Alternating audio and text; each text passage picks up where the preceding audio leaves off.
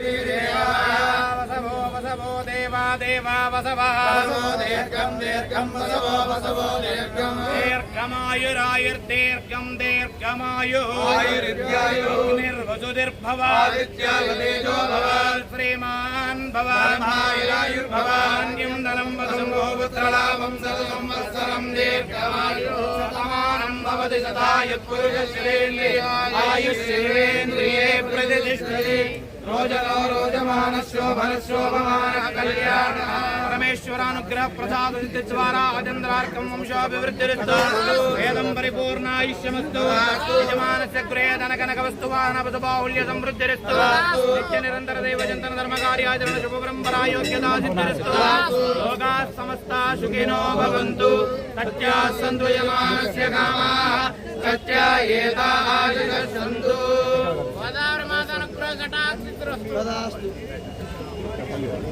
బొట్టు పెట్టుకోండి.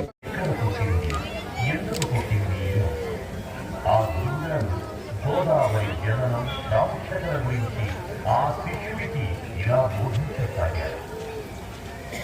రేవాతీరే తపస్సులు బాధపై గౌతమము ఇద్దరికి ఏపించి దానిని పరిష్కరించమని కోరి గౌతమముని ఈ కార్యం మనం తలపెట్టవలసింది కాదు అని వాదించారు. గోకర్ణికం నుండి ఒక చిన్న ధారగా ప్రవహించి నదిలా మారి దక్షిణాన భద్రాచలమందు రామపాదములను తాకి పంచవటి మీదుగా పాపికొండలను ముద్దాడుతూ ఉభయ గోదావరులకు జీవాధారమై అఖండ గోదావరిగా రాజమహేంద్రవరానికి వరమైంది.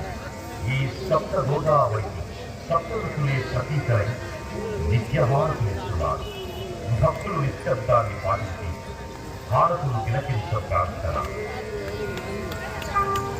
అదేనా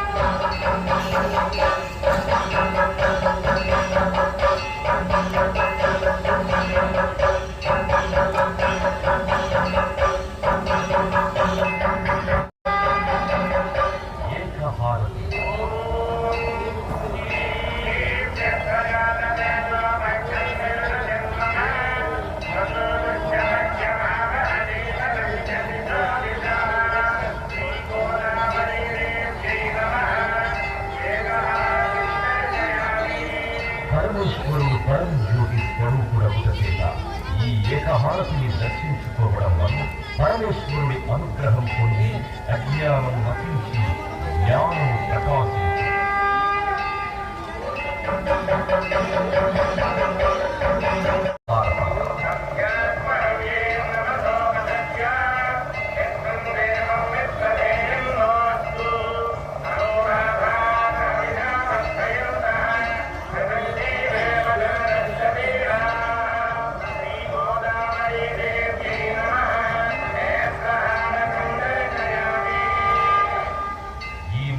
హారతిని దర్శించుకోవడం వలన నేత్రములకు సంబంధించిన దోషములు కొనది పార్వతీదేవి అనుగ్రహం.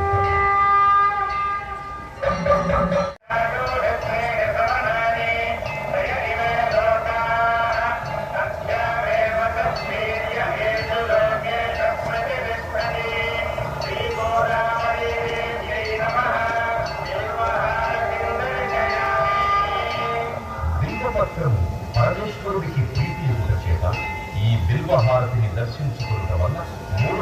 జన్మలో చేసిన పాపములు తొలగిపోవు.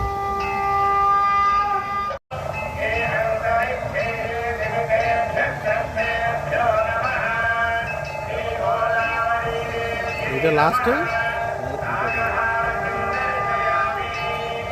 ఈ నాగహారతిని దర్శించుకోవడం వల్ల కాలసర్ప దోషములు తొలగి నవగ్రహములలో రాహుకేతువుల యొక్క దోషములకు పరిహారం కలుగు.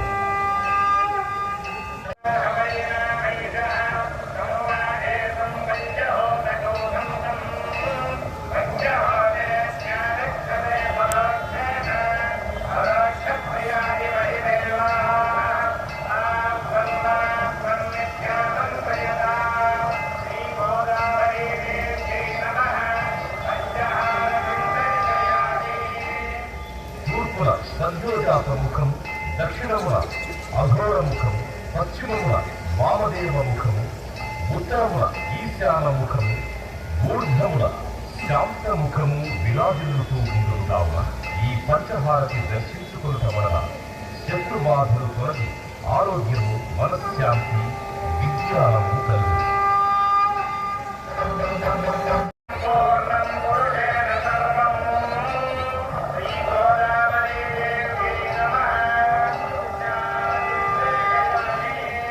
అమ్మవారు ప్రకృతి స్వరూపము అగుట చేత ఈ వృక్షహారతి దర్శనము వలన అమ్మవారి అనుగ్రహము కలుగు.